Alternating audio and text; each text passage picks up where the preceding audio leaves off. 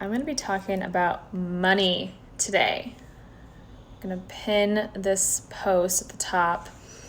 So, as it says, some people like talking about food, some people like talking about sports, and I like talking about money.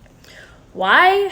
Because it is fascinating to me, and it's seen as taboo for so many people to talk about money. And I'll admit that I did not like talking about money when I didn't have any money. And maybe that's you, and I'd love to hear if that resonates, but that was the last thing I wanted to talk about. But what I know now is that money is precisely the thing that I should have been talking about the most when I didn't have it. And in fact, my lack of communication with my lack of money was part of the problem, because money is just energy. And sales is simply a transaction of energy. And it's inspiring, sales is, or selling is, inspiring someone to make an energetic transaction and an investment in a $5 ice cream cone, in $100 to clean their house, in $500 for car repairs, in $1,000 for a weekend away, or $5,000 for a training program. And these are all just exchanges of energy. Yet we have drastically different beliefs around money. Kind of like we have drastically different beliefs about food and about sports, if those are either things that you are passionate about as well. And with money, we have, again, all these things that have kind of been told to us. So what we should spend money on versus what we should not spend money on, whether money is good or bad, how we should manage our money, what is too much and what is not enough, what carries this title or label of expensive, where to invest your money, and what is smart and or not smart use of money. There's so much shit we've been told, right? And some people have very strong opinions on these things. We've been told that talking about money is rude or not appropriate. But I think part of that is that we've tied money to our sense of worth. Okay? We've tied money to our sense of worth. So the person with a lot of money shouldn't talk about it because that would be bragging or making others feel less than. And the person living paycheck to paycheck who's, getting by shouldn't talk about money because there's this sense of how they should have more savings than they do, and they shouldn't just be living paycheck to paycheck. And the person with a ton of debt should certainly not talk about money or mention that they have debt because that would make them look bad or irresponsible.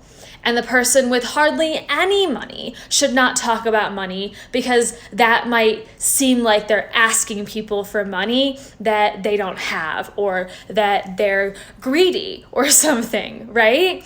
And holy shit, right? Where the fuck did all of this stuff come from? We have all these ideas in our head, and money is currency. It is required for living in our society today. Maybe someday it won't be like that. I think it's going to be really hard to break our infrastructure down that much that money is no longer part of our society. But for now, the reality is money is our currency, and it is required for living in our society today.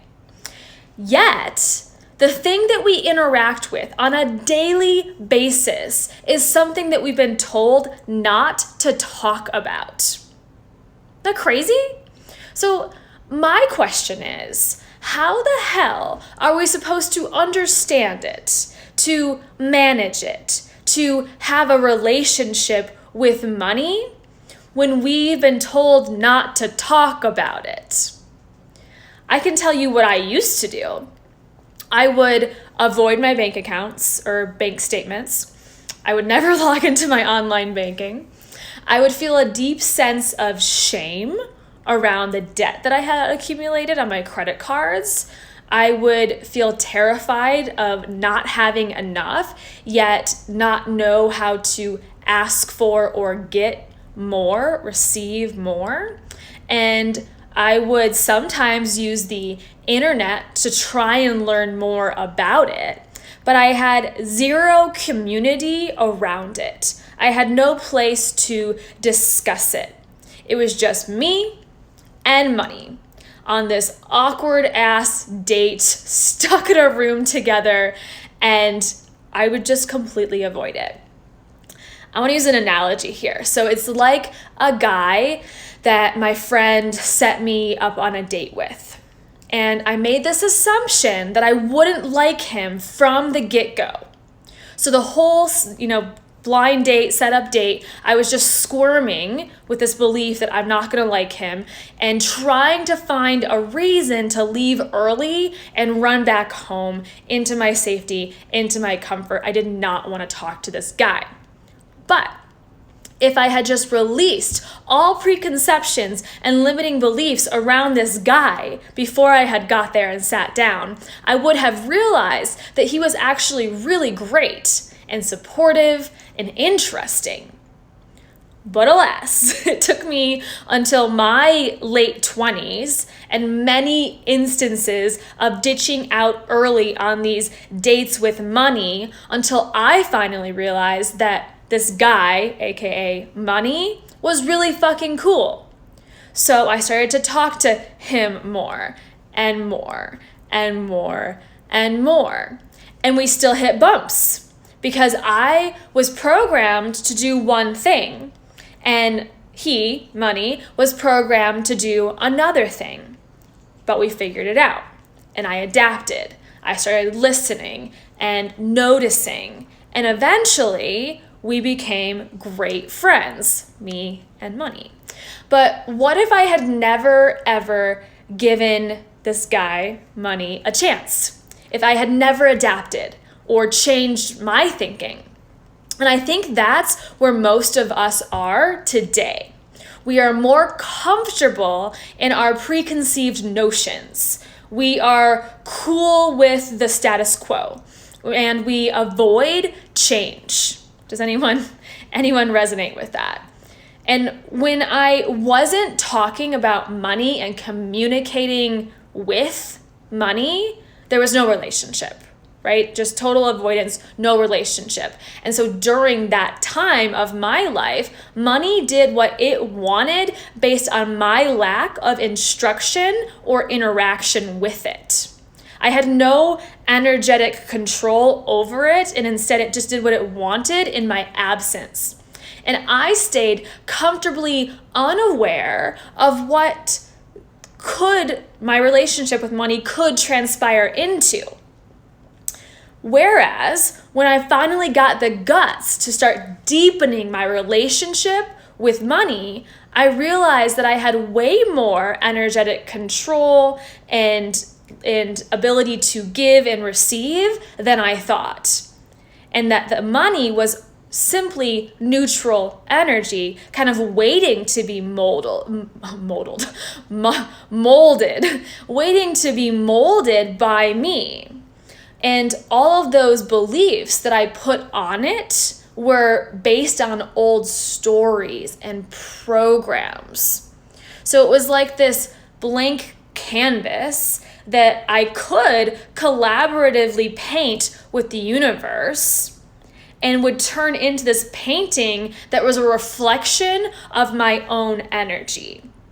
The energy that I brought into it was what was going to show up on that canvas. So I could bring all of my old shit and my idea of expensive and a lot and a little and should and could and would, or I could start to get to know this energy and create it as I desired. Create this reflection of this new version or this up-leveled version of what I wanted my relationship with money to look like, feel like, be like. So creating a relationship with money was the pathway to healing the fear around money in the first place. I'm going to say that again because I don't think that people realize this in their life, and it's not just about money, it's about anything you're afraid of. Creating a relationship with money was the pathway to healing the fear around the money in the first place. So you can be comfortably unaware with money, afraid of money, or feel shame around money, or you can shake its hand like that date and say, hey, can we start over? I'd really like to start again. And this time, I'm not gonna bring all of my old shit that I learned in childhood with me into this relationship. So I challenge all of you listening today to start talking about money. You don't have to talk about money with people who you may have money trauma with, or it's not always the best to start talking about money with your family because that's usually where money trauma lives. But I do invite you to start talking about it with people who get it and people who are maybe wanting to also deepen their relationship with money and conversations around money, or in a similar place with you as an empath entrepreneur trying to earn more, receive more money.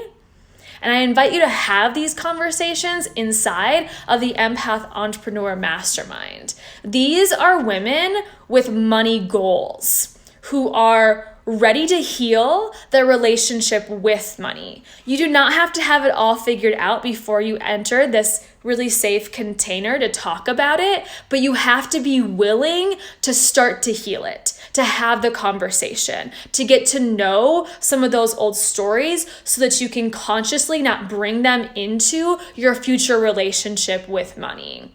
And I ask that you also get honest with yourself about it as well. What about this is scary? What old stories do come up? What do you actually want? If there were no fucking rules and you absolutely got what you most desired and declared to the universe, how much? What would you ask for? What would you want? And how can you be an energetic match for that amount of energy, of currency? That is not good or bad, but simply neutral and something that is required of us in our society today.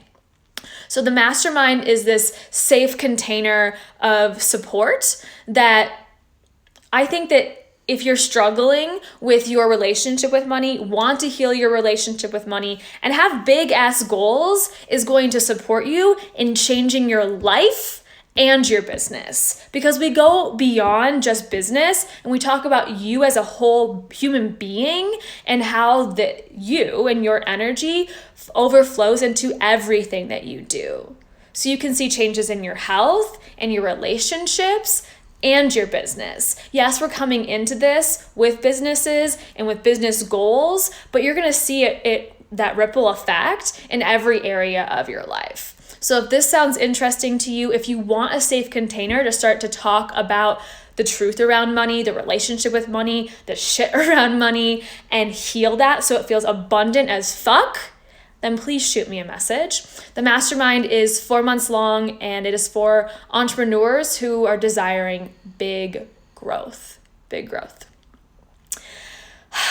Thanks for tuning in today, you guys. I hope this has been interesting, and I hope you all, regardless of whether you're an empath entrepreneur or not, start to open up conversations around money so that we can let go of some of those old programs and really ascend into this new way of being through that relationship.